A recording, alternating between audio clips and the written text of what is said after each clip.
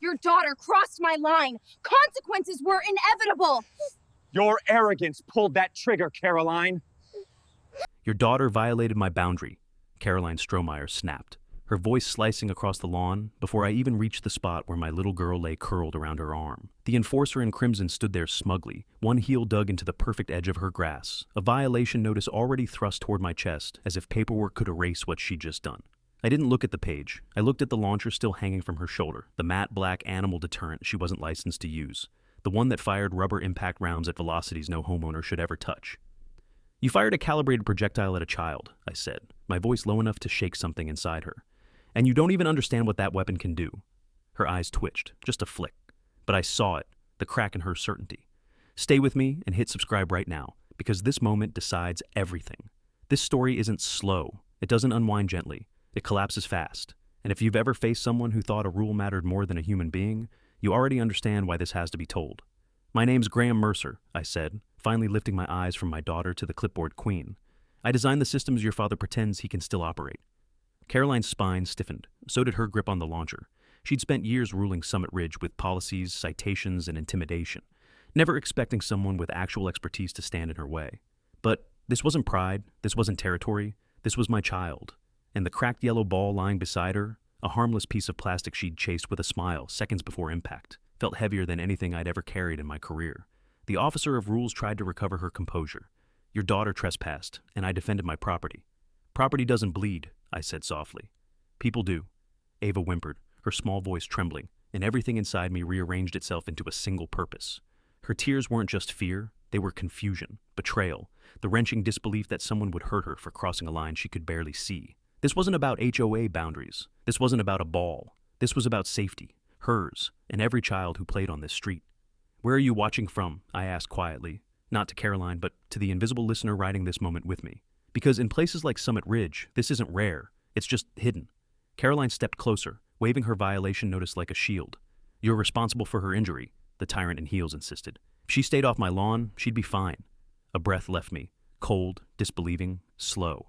You injured a child and you're blaming her? I wasn't shouting. Rage didn't need volume, it needed direction. And mine had already found its target. My daughter retrieved a $3 ball, I said, crouching beside Ava, checking her arm for bruise marks, feeling the swelling rise under my fingertips. And you aimed a weapon calibrated above federal non-lethal limits. She flinched again. She couldn't hide it. Her father had installed that rooftop launcher. She'd learned to fire it from him. And I recognized every pattern, every signature, because I'd trained officers to avoid those exact mistakes. Caroline's voice shook. You're exaggerating. No, I said. I'm identifying. She stepped back. Just 1 inch. But that inch told me everything. The fear, the guilt, the awareness that she'd crossed a line no citation could justify. The clipboard queen glanced toward her house, not at the windows, at the roofline. And that tiny motion, that unconscious flick of her gaze, froze me in place. Because I knew what sat up there, the illegal mount, the targeting rail, the calibration dials her father had no business touching. The system she pretended was for raccoons, but was tuned with military precision. And she'd used it on my daughter. I gathered Ava in my arms, her small hands clutching my shirt, her breath shaking against my neck. Caroline sputtered something about reporting me to the board, but her words didn't matter. What mattered was the truth rising like a warning flare inside me. Summit Ridge wasn't safe. Not while Caroline ruled it. Not while her father's shadow sat on that roof. Not while weapons disguised as deterrents crossed into the world of children. And I wasn't walking away. Not today. Not until the county heard what happened on this lawn. Not until justice replaced the fear she'd built her power on. I carried Ava inside, her tiny fingers still gripping my shirt like she was afraid the enforcer in crimson might follow us through the door. The moment I set her on the couch, she curled her legs close, eyes darting toward the window that faced Caroline Strohmeyer's yard. Even indoors, she kept glancing at that boundary line, like it was a monster waiting to swallow her whole. The injury wasn't life-threatening, thank God, but the welt on her arm was too deep, too precise, too perfectly circular to come from any animal deterrent. It was the mark of a high-velocity rubber round. And the moment I saw the swelling spread, my training kicked in. I iced it gently, checked her breathing, assessed for rib impact. But the emotional damage, that wasn't something ice packs could fix. She whispered, "Daddy, did I do something bad?" "No, sweetheart," I said, my voice breaking despite every ounce of restraint. "You did everything right. Someone else didn't." Her eyes softened with relief, but the fear didn't fully leave. It clung to her, settling into the room. Oh, like cold fog. I hated that more than anything Caroline Strohmeyer could have written on her clipboard. Summit Ridge had always been strict, but this new version of the board chair was different. She'd been growing more obsessive, more aggressive, more convinced she was the sole guardian of order. Something in her snapped months before this, and now everyone tiptoed around her except the people she intimidated into silence. I stood up, pulled the curtains slightly aside, and watched as the clipboard queen paced her porch, phone pressed to her ear. She wasn't calling an ambulance. She wasn't checking if a child she'd harmed was okay. She was calling the board. She was building her narrative. She spotted me through the window and lifted her chin with that familiar poisonous confidence. The officer of rules pointed to her porch sign with one manicured finger, the one that read, "Property lines strictly enforced," as if that justified everything. A shudder rolled down my spine. Not fear, focus. I grabbed my phone and snapped a photo of Ava's bruise while she rested. Time-stamped, documented, necessary. Because something told me Caroline wasn't done. My suspicion became certainty when my neighbor, Claire Benton, knocked hesitantly on the door. She lived 2 houses down, had seen the whole incident from her kitchen window. "Graham," she whispered, glancing over her shoulder. "She's out of control. I saw her aim. I saw the recoil. That wasn't self-defense." "I know." Claire swallowed, twisting her scarf. "And her father was on the roof again this morning." My stomach tightened. "Doing what?" "He had that device." She looked down. "The long one he claims keeps raccoons away." That device wasn't built to scare animals. I knew its silhouette, its mounts, its structure. But Claire wasn't trained to identify ballistic systems. She only knew what she felt, fear. She leaned in closer. "You should report her." "I will, but I need more than emotion. I need evidence." Claire nodded, stepping back. "Be careful, okay? People are scared of her, but they're scared of him too." The moment she left, I checked on Ava again. Her breathing had steadied, her eyes fluttering with exhaustion. I covered her gently with a blanket, kissed her forehead, and stepped outside, not toward Caroline, but toward the boundary line. I needed to see exactly where the incident happened. The grass told its own story: impact angle, distance, direction, velocity. I had everything I needed to reconstruct the shot, even without the projectile. The tyrant in heels marched toward me the moment I knelt. "You're trespassing," she snapped. "I'm documenting," I said, still crouched. "For what?" she demanded. "For the county," I replied. Her breath hitched, just a hair, enough to tell me she feared one thing more than losing control: outside authority. She stepped closer, pointing her clipboard like a weapon. "You think they'll believe you? You think anyone will side with you after your daughter illegally entered my space?" I stood slowly, meeting her eyes. "She chased a ball. You fired at her. That was a warning shot." My jaw tensed. Warnings don't break skin. She opened her mouth to retaliate, to spin her lie, to twist reality into whatever shape suited her. But something behind her caught my eye. Her father, standing in her doorway, watching me with the cold, unblinking stare of a man comfortable with weaponry and secrecy. And in that moment, I realized something chilling. This wasn't Caroline's game. It was his. And she was willing to burn the entire neighborhood to keep his secrets intact. Eli Turner showed up at my door the next morning, looking like a man who hadn't slept, eaten, or breathed correctly in days. His shirt was wrinkled, his hair flattened on one side, and his eyes kept flicking toward Caroline Strohmeyer's house, as if her shadow could reach across yards and choke him without warning. The clipboard queen had that effect on people. She ruled with fines, humiliation, and the quiet threat of her father's presence on that roof. "Graham, can we talk?" he asked, voice cracking at the edges. I stepped aside, letting him enter. He moved with jittery hesitation, like every step was a decision he wasn't sure he had permission to make. He kept wringing his hands, kept glancing at the window, kept swallowing like the words he carried were burning his throat from the inside. This was the conflicted witness, the man who knew things, the man terrified to speak them. As he stood there in my living room, he didn't sit until I motioned toward the chair. Even then, he perched on the edge, shoulders tight, spine straight, feet pointed toward the door like he needed a quick escape route. Caroline had built that posture into him. "Is your daughter okay?" he asked softly. "She's resting," I said, shaken, "but she'll heal." He winced, guilt flooding his eyes. That reaction told me everything. He knew something, and whatever he knew was heavy enough to crush him. I sat across from him, careful not to push too quickly. "Eli, why are you here?" His leg bounced uncontrollably. He clasped his hands to stop it, but the tremor moved into his fingers instead. "Because what happened yesterday shouldn't have happened," he whispered, "and I'm scared it's going to happen again." Outside, the officer of rules, Caroline herself, stood on her porch with a cup of tea, surveying the neighborhood like she owned the sunrise. Her posture screamed authority. Her presence suffocated it. Eli's gaze darted to her house again, then away. He looked ashamed for even glancing. "Take your time," I said gently. He swallowed hard. "You know that thing on her roof?" I nodded once. His breath stuttered. "I saw her father calibrating it, multiple times. Last month. And again, last week." So I'd been right. And there was more. His knee bounced harder. "He logs it as wildlife control, but it's not. I know it's not." He rubbed his temples. "And Caroline, she told me to ignore it. She said it wasn't my concern. She said if I asked questions, I'd lose my job." I leaned forward. Eli, did you see him use it? He hesitated. His jaw tightened. His eyes glistened, not with tears, but with fear. I heard it, he whispered.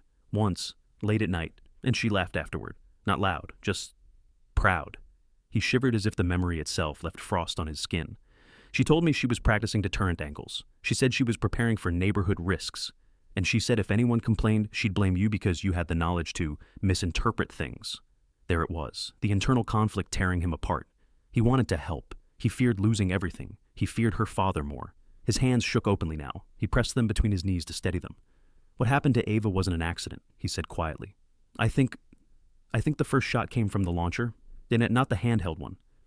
My stomach tightened. Are you sure? He closed his eyes. The sound yesterday, it wasn't a handheld discharge. It echoed off the ridge. That only happens from elevation. The tyrant in heels had looked toward her roofline in part 1. Now I knew why. I asked softly, why tell me now? Eli lifted his head. His eyes finally steadied, not fully, but enough. Because a kid got hurt, he said, and I can't keep pretending her father isn't dangerous. His shoulders shook with the weight of it, fear, guilt, the crushing pressure of silence breaking for the first time. I didn't touch him, didn't crowd him, I just let him speak. Caroline's filing a report, he whispered. She's blaming Ava, saying she provoked the shot. She's rewriting the incident to make you look negligent. She already told the board, and they're too intimidated to contradict her. My jaw clenched. And you? His breath hitched. I'm tired of being scared, Graham. She uses us, me, the board, the whole neighborhood, and her father. He watches everything. He looked toward the window again, shoulders curling inward. If he knows I'm here, he doesn't, I said firmly. You're safe. He wasn't sure he believed that. Not yet. But he wanted to.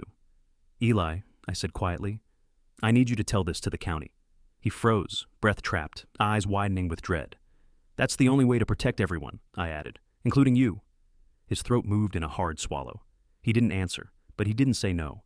And in a place ruled by fear, hesitation itself was a crack in Caroline Strohmeyer's armor. And cracks grow. Caroline Strohmeyer doubled down faster than I expected. By mid-afternoon, the board chair had already distributed her version of the incident through official HOA channels, an email dripping with authority, false concern, and weaponized language. She claimed Ava charged aggressively toward restricted property that I failed to supervise, and that her deterrent response was measured, lawful, and necessary. The enforcer in crimson even attached a photo of her pristine lawn from a flattering angle, as if grass could testify. She didn't mention the bruise on my daughter's arm. She didn't mention the sound Eli heard from the roof. She didn't mention the illegal launcher her father maintained like a shrine. But she did mention fines. Lots of them. An hour later, a printed violation arrived at my door, hand-delivered, because the clipboard queen liked to watch reactions up close. She waited on my porch, chin lifted, hands clasped behind her back like she was about to inspect a soldier. You've been officially cited, she said, slipping the paper onto my doormat without stepping fully inside. Multiple instances of parental negligence, failure to enforce boundary education, deliberate endangerment of the neighborhood. I stared at her. You injured a child. She didn't blink. And you're attempting to weaponize emotion because you cannot accept responsibility. I felt something sharp twist in my chest. Not rage exactly, but the cold realization that this woman would burn down a neighborhood before admitting fault. The officer of rules continued. Additionally, the board is considering temporary access restrictions until we complete a full safety review. Access restrictions? I repeated. To what? She smiled, slow and poisonous. Common areas, the playground, the east cul-de-sac, anywhere your daughter might accidentally trespass again. Every word was crafted to wound, to punish, to intimidate. You're retaliating, I said quietly. No, she replied. I'm correcting. Behind her, her father lingered at the edge of her driveway, hands folded behind his back, his stare fixed on me, with the stillness of a man who'd spent decades waiting for movement before pulling a trigger. The tyrant in heels glanced toward him, drawing silent confidence from his presence. She pointed at the violation notice. Sign at the bottom so we can proceed. I didn't touch it. I'm not signing your lies. That's unfortunate, she said, turning sharply, because refusal will escalate penalties. It's already escalated, I replied. She stopped mid-step. I let the words settle. And it won't end the way you think. Her jaw tightened. She walked away abruptly, heels clacking across the pavement, her father trailing behind. But he didn't look away from me until they both disappeared inside. The moment they were gone, my pulse pounded, not from fear, but from clarity. This wasn't about a ball. It wasn't about a rule. This was about control, power, and her father's silent influence wrapped around the neighborhood like barbed wire. Inside, Ava was still asleep. Her breathing had steadied. She didn't know the storm rising outside our door, but she felt its tremors. Children always do. I tucked the blanket around her and stepped into the kitchen where my laptop waited. I opened my files, pulled up ballistic trajectory models, and began reconstructing the angles, distances, and projected impact patterns based on where Ava stood, where the round hit, and where the roofline sat. My hands moved with muscle memory, measurements, calculations, audio signature approximations. Every detail mattered. This wasn't guesswork. This was evidence. Halfway through, a soft knock came at the back door. Claire slipped inside, eyes wide with tension. "Graham, Caroline's holding a meeting tonight." "What kind?" "The kind where she tries to rewrite history." She swallowed. "She's telling everyone you're unstable, that you're trying to stir panic." Of course she was. "And," Claire added, lowering her voice, "she wants to push an emergency amendment to install protective deterrent systems across the neighborhood." My chest tightened. "What does that include?" "Rooftop devices," she whispered, "like hers." The clipboard queen wasn't just defending her actions, she was trying to normalize them. "How many board members support her?" I asked. "Too many," Claire said. "They're scared of her father, and scared of looking weak." I exhaled slowly. "I need that meeting's time and location." Claire nodded. 7 p.m., Community Hall. I closed my laptop. "Tonight it starts." She stared at me. "Starts? I thought you were calling the county." "I am," I said. "But first, I need to hear exactly what she plans to say, and I need them to hear what I know." The enforcer in Crimson wanted a war of words. What she didn't know was that I brought facts, data, experience, and the truth her roof couldn't hide forever. Tonight, the neighborhood would see the first crack in her armor. The Summit Ridge Community Hall buzzed with attention so thick it clung to the walls like humidity before a storm. I arrived 10 minutes early, which meant I was already late. Caroline Strohmeyer stood at the front of the room, commanding the space the way a general commands a battlefield. The board chair had rearranged chairs into tight rows, a psychological tactic that forced proximity and pressured conformity. Her clipboard rested against her hip. Her father leaned casually near the exit, arms folded, eyes sharp. The tyrant in heels wanted everyone to know this meeting belonged to her. I slipped into the back row, unnoticed at first. Good. I needed a minute to observe. Murmurs rippled through the residence, fearful, confused, divided. Some clutched HOA letters with trembling hands. Others avoided making eye contact altogether. But they all felt the shift. Summit Ridge had tilted off its axis in the last 24 hours. Before Caroline could begin her speech, I took a slow breath, tuning into every sound, the scratching of her pen, the click of her heels, the subtle creak of the roof above us, where her father had recently tested the launcher late into the night. This wasn't paranoia. This was pattern recognition. My specialty. And today, discovery wouldn't come from a garage or a dusty file. It would come from something far more intentional, professional observation. "Welcome, neighbors," the clipboard queen announced, projecting false warmth that fooled no one. "I called this emergency session because safety has become a pressing concern. Yesterday's trespass incident is proof that we must remain vigilant." A few heads turned toward me, she noticed. "And," she continued, "due to a resident's refusal to acknowledge responsibility, the HOA must consider protective measures to ensure no dangerous behaviors continue." Dangerous behaviors. As if an 8-year-old retrieving a ball was a threat to national security. I kept my posture neutral, but inside my pulse steadied, because this was when Caroline made her first mistake. She clicked a remote, and a screen lit up behind her. A map of Summit Ridge, colored zones, arrows drawn toward rooftops. And in the upper corner of the hall, partially disassembled, sat the very device I'd been waiting to see. A folded tripod mount with shock braces identical to the one on her roof. My stomach tightened, not with fear, but with confirmation. That was the discovery. Not hidden, not buried, displayed. Her arrogance forcing the truth into daylight. Claire gasped beside me. Others exchanged confused glances.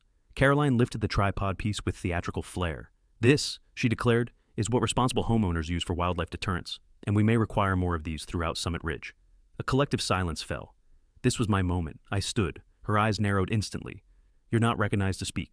"That's fine," I said. "I'm not here to be recognized." Heads turned. Fear shifted into curiosity. I walked slowly toward the front, stopping near the tripod mount. The officer of rules stepped back instinctively. "I know this device," I said, my voice steady. "I've worked with its manufacturer. I've inspected its recoil calibration, and I know for a fact this is not a wildlife deterrent." Gasps rippled. Caroline scoffed. "You're twisting things again." "No," I cut in. "I'm identifying. That's a ballistic mount compatible with non-lethal impact launchers. Same trajectory signature as the round that hit my daughter." Her face tightened like a pulled string. "That's a lie." "Is it?" I asked, leaning closer to the mount. "Because the brace here," I tapped it lightly, "is rated for shock pressure that no animal device requires. And the angle markings, those are for projectile drop estimation." Residents leaned forward, whispering urgently. Caroline tried to speak, but I wasn't finished. "And the impact wound on Ava's arm," I continued. "Perfect circle, raised edges, velocity burn. That doesn't come from the handheld tool you carry. It comes from elevation, from something mounted exactly like this." Her father stiffened near the exit. Eli Turner stepped through the door at that exact moment, breathless but determined. His eyes locked with mine, fear still alive but no longer controlling his steps. He took a deep breath and addressed the room. I heard the rooftop launcher the day before the incident, and I saw Caroline's father calibrating it, multiple times. A shockwave tore through the hall. Caroline spun toward him, face bleaching. "You—" He flinched but didn't retreat. "It's not for animals," he said. "You all know it. Deep down, you know it." Residents erupted. Fear, outrage, disbelief. The tyrant in heels tried to regain control. "This meeting is adjourned." "No," I said, my voice carrying more force than hers ever could. "This is the beginning." Because the discovery was no longer mine alone. It belonged to the entire neighborhood, and now nothing she said could bury it. The community hall erupted into a low, disbelieving roar. Voices clashing, chairs scraping, fear leaking through every corner like smoke.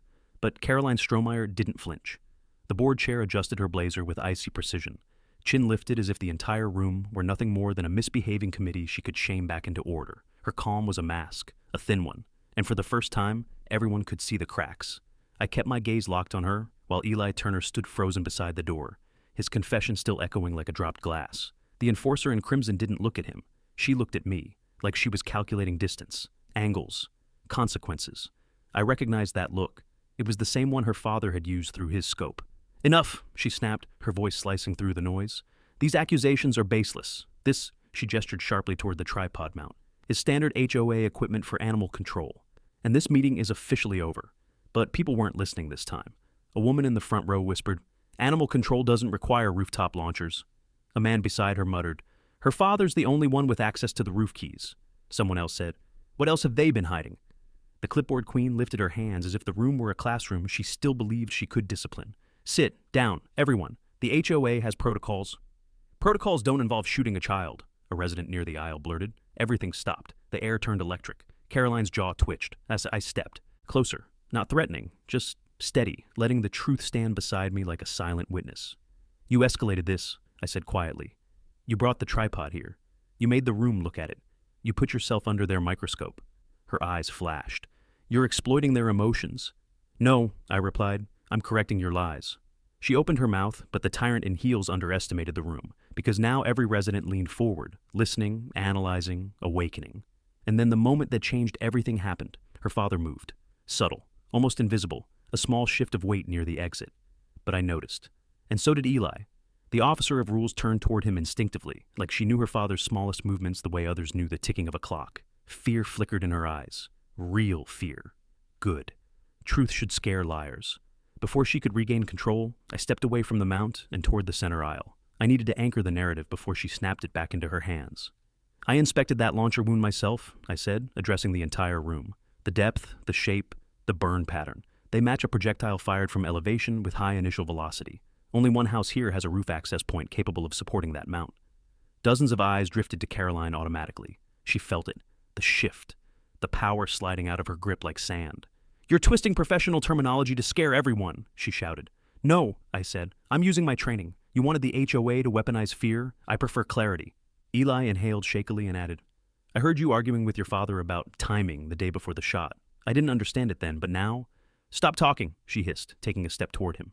That was her second major mistake of the day, because the enforcer in crimson, for the first time since I'd known her, looked afraid of a witness. And the room saw it. Residents stiffened. Conversations died mid-syllable. Even her father froze like he'd been caught on camera. The atmosphere changed. This wasn't a meeting anymore. It was a fracture line running straight through Summit Ridge. Her control was collapsing. I took advantage of the silence. "You've spent years weaponizing your role to intimidate us," I said, my voice carrying across the hall. "But now these people know what you're capable of. And soon, so will outside authorities." Caroline's breath hitched. Not visibly, but I saw it in her shoulders. She straightened, swallowing her panic. "This is slander, and I will sue you." "For what?" I asked. "Recognizing a military-grade mount, identifying a ballistic wound pattern, or exposing the fact your father accessed the roof hours before Ava was shot?" A ripple of shock rolled through the room. Her father stepped forward. "Watch your mouth." I turned toward him, calm and unshaken. "I've already watched you calibrate the launcher twice this week. You should be careful who sees what you practice." Gasps, whispers, growing outrage. Caroline's carefully constructed reality was falling apart piece by piece. Her voice finally cracked. "You're lying. You're all lying. This community needs leadership, not hysteria." "No," I said softly. "This community needs safety and accountability, something you've avoided your entire career." Residents murmured in agreement. The clipboard queen's mask shattered. She slammed her gavel against the table. This session is over! But the session wasn't over. Her reign was. Because now the neighborhood wasn't afraid of her anymore. And that changed everything. Caroline Strohmeyer didn't storm out of the community hall. She fled. Not quickly, not dramatically, but with that stiff-backed, tightened-jaw pace of someone who'd just realized the ground beneath her had begun to sink. The board chair's heels clicked down the hallway, sharp and angry, and her father trailed close behind her like a shadow, trying to stay attached. The room of residents kept murmuring long after they disappeared, but my focus stayed on Eli Turner, the man still standing near the folding chairs, hands trembling, eyes wide with regret. The enforcer in crimson had tried to burn him down with a glare before leaving, but he didn't crumble this time. He stayed standing. Barely. I walked toward him slowly, giving him space, letting the thunder of voices around us fade. "You okay?" I asked quietly. His swallow was audible. "I didn't think she'd react like that."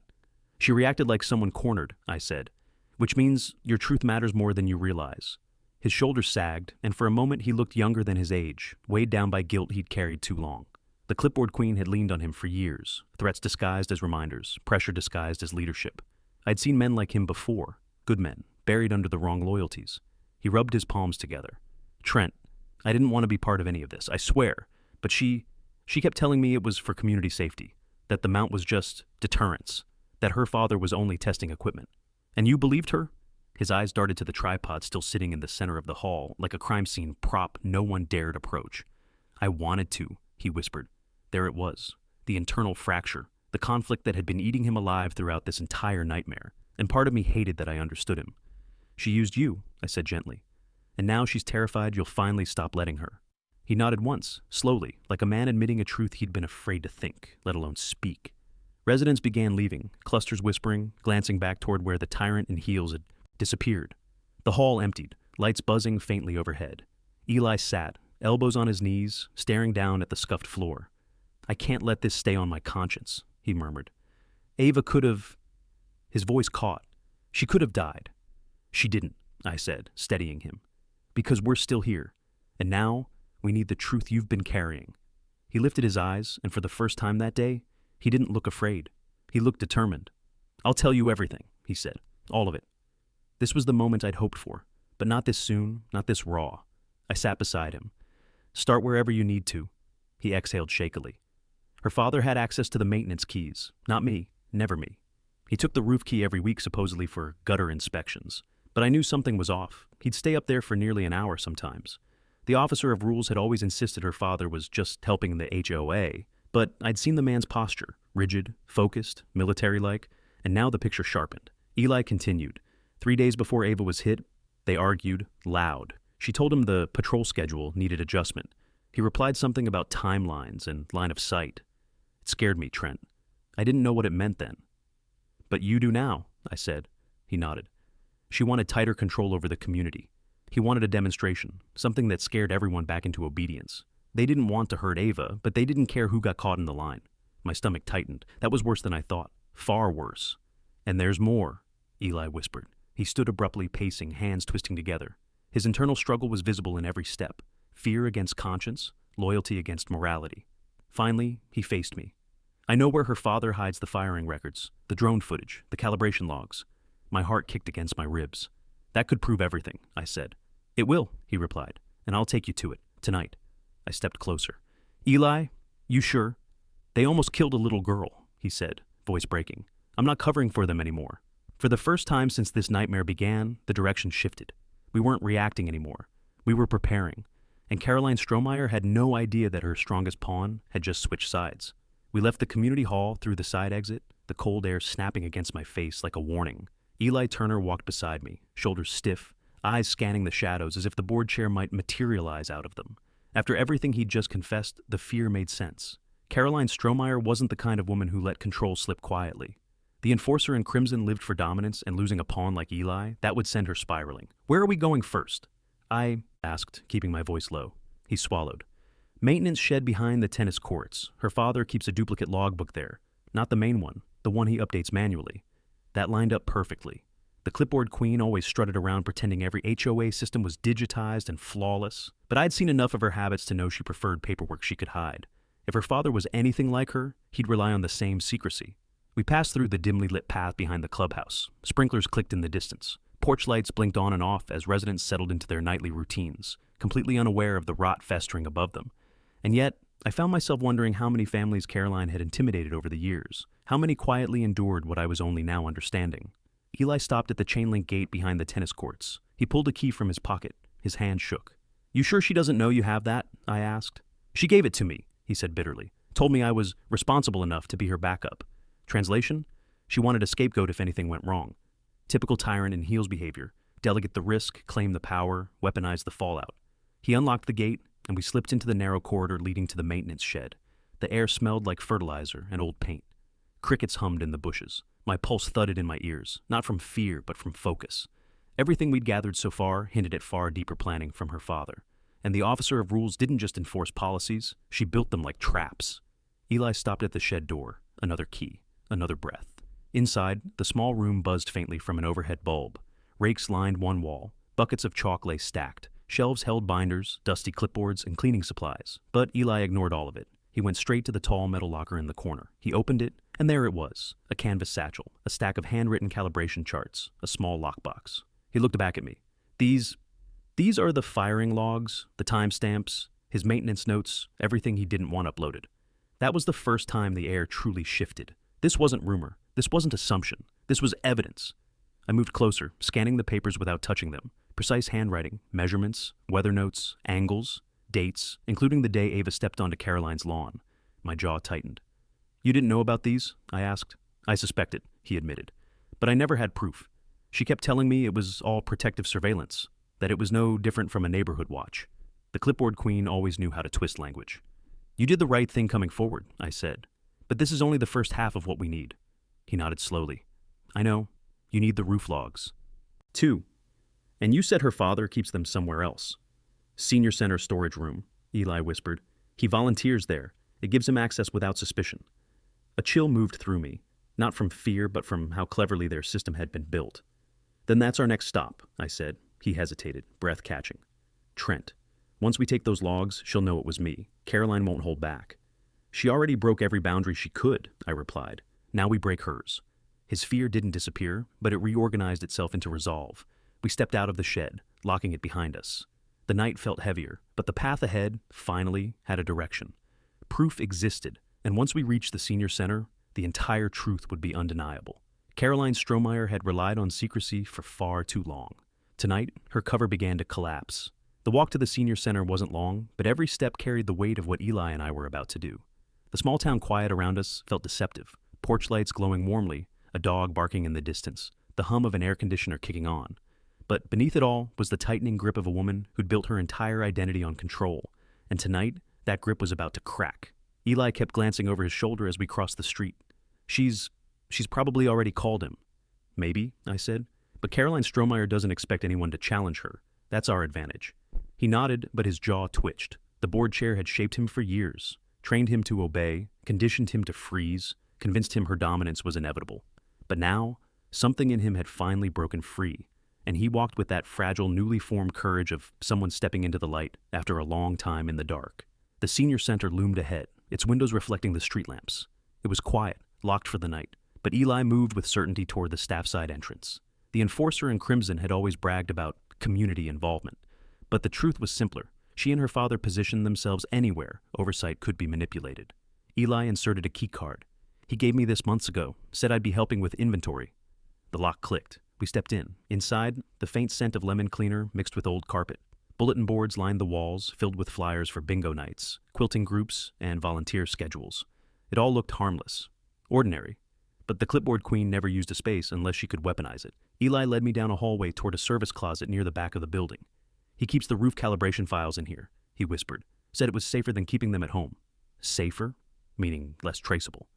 My pulse sharpened. He reached the door, pulled out a small ring of keys, and unlocked it with a shaky exhale. The door creaked open to reveal a cramped room stacked with folding chairs, paper towel boxes, cleaning sprays, and one metal storage cabinet. My breath narrowed. "That it?" I asked. He nodded. We approached. The cabinet was dented, old, but secured with a heavy padlock. Eli inserted another key, turned it, and stepped back as though expecting an explosion. I opened the door. Inside were several slim labeled binders stacked neatly on the shelves. and next to them, a black hard case container, like something used for electronics or specialized tools. Eli's voice was barely audible. That case, that's the one he always carried when he did inspections.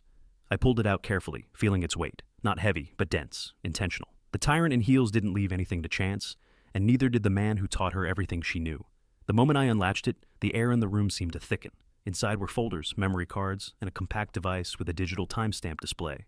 Logs, angles, footage, notes, every detail that could reveal the truth behind what happened that day. Everything the officer of rules had tried to bury under layers of intimidation. My hands tightened around the case. "This is enough," I said. "More than enough." Eli let out a harsh breath, half relief and half grief. "I can't believe I helped her all this time." "You're helping stop her now," I said firmly. "That matters." He wiped a hand over his face, but before the weight of the moment could settle, headlights flared across the frosted glass window near the storage room door. Eli stiffened. "Someone's here." My instincts sharpened instantly. The tires crunched on gravel, slow and deliberate. A car door slammed. Another. The footsteps that followed weren't hesitant. They were purposeful. Caroline Strohmeyer didn't like losing control, and the fact she, or someone close to her, had tracked us this quickly meant she felt it slipping fast. I snapped the case shut and slid it into my backpack. "Stay behind me," I murmured. Eli swallowed hard, nodding. The clipboard queen might have sent someone to scare us off, or she might have come herself. Either way, the next few minutes would decide everything. We stepped back into the hallway just as a shadow passed the frosted window of the main door. Someone was inside, and Caroline was done pretending she didn't know what we were after. The shadow crossing the frosted glass wasn't fast. It moved with the measured confidence of someone who believed the building already belonged to them. Eli froze beside me, breath shallow, shoulders locked, as the echo of deliberate footsteps crept deeper into the senior center hallway. I knew that cadence. I'd heard it outside meetings, on her porch, across the lawn the day Ava was hurt. Caroline Strohmeyer walked like a verdict. The door swung open at the far end of the hallway, and there she was, the enforcer in crimson, heels striking the tile like a judge's gavel. Her father trailed behind her, slower but more dangerous in his stillness. And just below the overhead light, her face settled into a smile so cold it tightened the air. Eli whispered, "She came herself." Of course she did. The board chair never surrendered power through proxies, not when she thought she could intimidate her way back into control. Her gaze swept the hallway, found Eli, then slid to me like a blade dragging across skin. "Well," she said, voice smooth as lacquer, "isn't this an adorable little field trip?" Eli stepped back involuntarily. His guilt, his fear, everything she'd conditioned into him threatened to resurface. I positioned myself slightly forward, blocking her view of the backpack slung over my shoulder, the one holding the case that could end her entire reign. Caroline tilted her head, the clipboard queen analyzing us like we were items out of order on her precious rule sheet. "You two really thought breaking into a community building would help your emotional meltdown?" I didn't answer. She hated that. Her father moved forward, eyes fixed on my backpack. The officer of rules didn't need to see inside it to know something had changed. Her instincts told her systems told her, and Eli's trembling posture told her more than he intended. She clicked her tongue. "Eli, sweetheart, I expected better. Truly.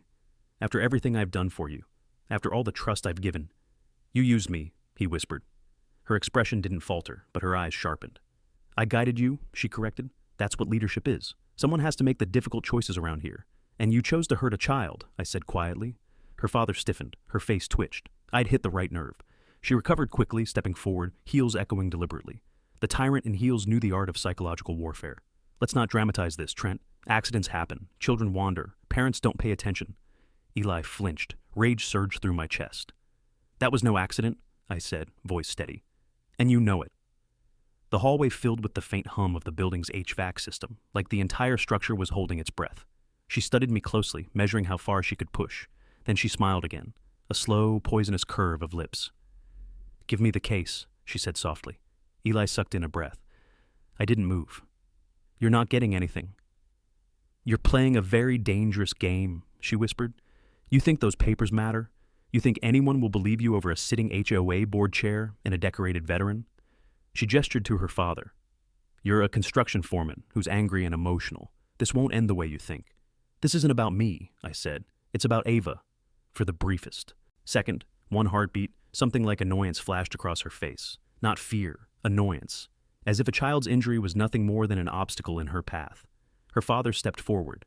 "That case belongs to the HOA." "No," I replied. "It belongs to the truth." Caroline's lips thinned. "Hand it over now, or we escalate this formally." "That's exactly what I want," I said. Her smile faltered this time. Just a crack, but enough. She saw it. The trap she hadn't expected. A formal escalation meant outside oversight, police involvement, insurance review, city investigation. Every inch of power she held depended on silence, compliance, fear. And she suddenly realized I wasn't afraid. Behind me, Eli straightened, just slightly, but enough to show he felt the shift too. Caroline's father exhaled slowly. You two need to think very carefully. We have, I said. Caroline's jaw clenched. This isn't over. No, I agreed, stepping back with Eli. It's just beginning. We moved past her, slow and steady, the backpack secure against my side. She didn't try to grab it, not with the cameras in the hallway. She couldn't risk footage of her losing control, not yet. But her stare followed us all the way to the door, burning with a promise. She would fight. She would retaliate. She would try to bury us. But it was already too late. Tomorrow's public confrontation would expose everything she'd built, and everything she'd destroyed. The next morning carried a different kind of silence, one that settles over a community right before something ruptures. The HOA meeting had been moved to the Recreation Center auditorium, and by the time Eli and I arrived, nearly every seat was filled. Word had spread faster than wildfire. Residents whispered in clusters, eyes sharpening the moment I walked in. Some nodded in quiet support. Others looked confused, uneasy. Many looked afraid. At the front of the room stood Caroline Strohmeyer, immaculate as ever, the enforcer in crimson wearing a blazer the color of fresh warning signs. Her chin lifted when she saw me, but for the first time in weeks, her confidence wasn't absolute. It flickered, small but visible. Her father sat beside her at the long table, stone-faced, unreadable, hands folded like a man prepared to deny everything. The board chair tapped the microphone. Let's bring this meeting to order. Those words had always been her weapon. Today they sounded more like a shield. Eli stood close to me, posture tense but resolute. This was his moment just as much as mine, and the clipboard queen knew it. Her gaze pinned him with silent fury. The tyrant in heels began her usual monologue about community expectations, recent disturbances, and necessary disciplinary measures. Every sentence was wrapped in the same polished veneer she always used to keep everyone in line, but underneath the surface I could hear the tremble, a single thread of panic woven through her words. Then she gestured toward me with theatrical disappointment. We must address Mr. Calloway's ongoing violations, trespassing, and theft of HOA property. Murmurs rippled. Eli stiffened. I stepped forward. Before we discuss anything, I said, my voice carrying across the room, the community deserves the truth. Caroline's smile tightened. Trent, if this is another performance, I assure you, it's not a performance, I interrupted. It's evidence. Gasps. The room leaned in. I pulled the case from my backpack and set it on the board's table. Caroline's eyes widened, the smallest, sharpest crack in her control. The officer of rules reached for the microphone, but I spoke over her. 3 days before, my daughter was shot, retrieving her ball. There were arguments between Caroline and her father about line of sight, timelines, and patrol schedules. We now know what those words meant. Her father flinched. Caroline's knuckles whitened. I opened the case. Memory cards, logs, handwritten notes, calibration charts. Eli stepped beside me, voice trembling but clear. I witnessed them planning surveillance from the roof, unauthorized, unregistered, and they claimed it was for safety. Residents gasped louder. Someone muttered, "My God!" Caroline tried to stand, but her father put a hand on her arm, almost pleading. She jerked away. "That is private HOA data," she snapped. "Stolen, illegally obtained. None of it means anything." "It means everything," I said, "because it proves intent, negligence, and the danger every family here has been living under." The clipboard queen lunged for the evidence, but this time she wasn't careful. The microphone screeched as the room erupted. Her mask slipped. "Sit down, Caroline," someone shouted. "Let him speak," another yelled. The auditorium turned into a boiling pot of outrage. Residents she'd bullied for years finally saw the truth, and they were done being quiet. Eli raised his voice. She threatened me if I spoke. She manipulated the logs. She hid everything. And her father was the one operating the rooftop device that injured Ava. Her father rose, voice cracking. I never meant to." His daughter whipped toward him. "Stop talking," she hissed, but it was too late. The tyrant in heels had lost control, not just of the room, but of the narrative she'd crafted her whole life. I stepped forward again. "We want a vote," I said. Immediate removal of Caroline from the board, immediate suspension of her father's access to all community facilities, and full release of this evidence to city authorities. The room erupted again, this time with agreement. Hands shot up. Dozens, then dozens more. Even before the final count, the board chair knew she was finished, her face drained of color. Her father sank back into his chair, defeated. The vote was unanimous. Every resident in the room had turned against them. Caroline grabbed her purse with shaking hands and stormed toward the exit, heels clattering violently against the tile. But just before she reached the door, she looked back at me, her expression a mixture of hatred, shock, and disbelief. She wasn't used to losing. She wasn't used to being seen. but today she'd been exposed, fully, publicly, irreversibly. And her reign over Cypress Hollow was over. Caroline Strohmeyer didn't slow down as she stormed out of the auditorium. She practically carved a path through the corridor, the enforcer in crimson, trembling with a fury she could no longer disguise. Her father trailed behind her, shoulders slumped, defeated in a way I'd never seen. The door slammed so hard the frame rattled, and for a long moment, no one in the room breathed. Then, slowly, the tension released, like a community remembering what freedom felt like. People approached me, some with shaken voices, some in tears, all of them finally unburdened. Years of intimidation, fines, threats, and silent suffering. All of it cracked open in one morning. The clipboard queen had ruled through fear, and now that fear was gone, what replaced it was something she had never expected. Unity. Eli Turner stood beside me, shoulders straighter than I'd ever seen them.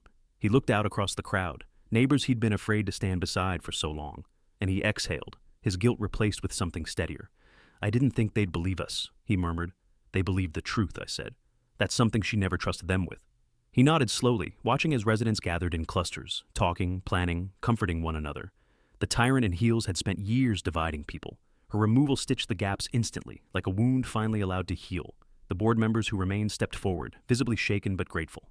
One of them, Mrs. Langford, placed a hand on my arm. "Trent, we owe you more than you know. The whole neighborhood does." "You don't owe me anything," I said gently. "Just make sure someone like her never gets this kind of power again." She nodded, eyes damp. "We'll rebuild everything she destroyed. I promise." Eli watched her walk away, then turned to me. "What happens to her now?" "City investigators are already on their way," I said quietly. "The logs, the timestamps, the footage. You helped make sure none of it disappears." He swallowed hard. "I didn't expect it to go this far." "It didn't have to," I replied. "She made that choice, and she never imagined anyone would challenge her." The officer of rules had counted on silence. She'd counted on compliance. She'd counted on fear winning every battle before it started. But fear only works as long as people face it alone. Today, no one stood alone. I walked out of the auditorium feeling the sunlight strike my face. The cold morning had warmed, and for the first time since Ava was hurt, the air didn't feel heavy. It felt clean. My daughter was safe. My community was safe. And the truth had finally come to light. Ava ran up the front walkway the moment I pulled into our driveway later that afternoon, little arms outstretched, cheeks flushed. "Daddy, Daddy, you're home!" I kneeled down, hugging her tightly. The place where the bandage sat on her shoulder brushed against my shirt, a reminder of everything we'd lost and everything we'd nearly lost. But her smile, wide and unbroken, filled every space that fear had once occupied. "You okay, sweetheart?" I whispered. She nodded hard. "Mom said we don't have to be scared anymore." I swallowed. "She's right." I stood, looking across the cul-de-sac. Neighbors were outside talking, laughing softly, helping each other fix mailboxes, repaint fences, restore what Caroline had damaged. For the first time in a long time, Cypress Hollow looked like a neighborhood again, not a territory ruled by an HOA despot. Eli walked up our driveway, hands shoved in his pockets. "Investigators took her father in," he said. "They'll be picking her up next." I nodded. "You did the right thing." He looked at Ava, small, smiling, safe, and emotion crossed his face. "I should have spoken up sooner." "You spoke up when it mattered," I said. "That's enough." He exhaled shakily. "What now?" "Now," I said, watching the sun fall across the houses. "Now this community gets rebuilt the right way." I stepped toward the camera one more time, anchoring the moment for every viewer who'd stood with me through this storm. If you want more stories of homeowners standing up to HOA tyranny, hit subscribe right now, share your story in the comments, and let me know where you're watching from. The battle was over. The truth had won, and Caroline Strohmeyer's reign had ended exactly where it began, under the weight of her own cruelty. What freedom felt like. People approached me, some with shaken voices, some in tears, all of them finally unburdened. Years of intimidation, fines, threats, and silent suffering. All of it cracked open in one morning. The clipboard queen had ruled through fear, and now that fear was gone, what replaced it was something she had never expected. Unity. Eli Turner stood beside me, shoulders straighter than I'd ever seen them. He looked out across the crowd, neighbors he'd been afraid to stand beside for so long, and he exhaled, his guilt replaced with something steadier. "I didn't think they'd believe us," he murmured. "They believed the truth," I said. "That's something she never trusted them with." He nodded slowly, watching as residents gathered in clusters, talking, planning, comforting one another. The tyrant in heels had spent years dividing people. Her removal stitched the gaps instantly, like a wound finally allowed to heal. The board members who remained stepped forward, visibly shaken but grateful. One of them, Mrs. Langford, placed a hand on my arm. "Trent, we owe you more than you know. The whole neighborhood does." "You don't owe me anything," I said gently. "Just make sure someone like her never gets this kind of power again." She nodded, eyes damp. We'll rebuild everything she destroyed. I promise. Eli watched her walk away, then turned to me. What happens to her now? City investigators are already on their way, I said quietly. The logs, the timestamps, the footage. You helped make sure none of it disappears. He swallowed hard. I didn't expect it to go this far. It didn't have to, I replied. She made that choice, and she never imagined anyone would challenge her. The officer of rules had counted on silence. She'd counted on compliance. She'd counted on fear winning every battle before it started.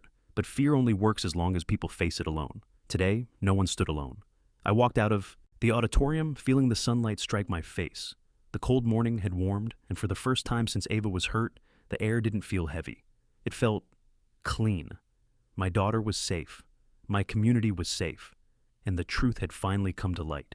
Ava ran up the front walkway the moment I pulled into our driveway later that afternoon, little arms outstretched, cheeks flushed. Daddy, Daddy, you're home! I kneeled down, hugging her tightly. The place where the bandage sat on her shoulder brushed against my shirt, a reminder of everything we'd lost and everything we'd nearly lost. But her smile, wide and unbroken, filled every space that fear had once occupied. You okay, sweetheart? I whispered. She nodded hard. Mom said we don't have to be scared anymore. I swallowed. She's right. I stood, looking across the cul-de-sac. Neighbors were outside talking, laughing softly, helping each other fix mailboxes, repaint fences, restore what Caroline had damaged. For the first time in a long time, Cypress Hollow looked like a neighborhood again, not a territory ruled by an HOA despot. Eli walked up our driveway, hands shoved in his pockets. Investigators took her father in, he said. They'll be picking her up next. I nodded. You did the right thing. He looked at Ava, small, smiling, safe, and emotion crossed his face. I should have spoken up sooner. You spoke up when it mattered, I said. That's enough. He exhaled shakily. What now? Now, I said, watching the sun fall across the houses. Now this community gets rebuilt the right way. I stepped toward the camera one more time, anchoring the moment for every viewer who'd stood with me through this storm. If you want more stories of homeowners standing up to HOA tyranny, hit subscribe right now, share your story in the comments, and let me know where you're watching from. The battle was over. The truth had won, and Caroline Strohmeyer's reign had ended exactly where it began, under the weight of her own cruelty.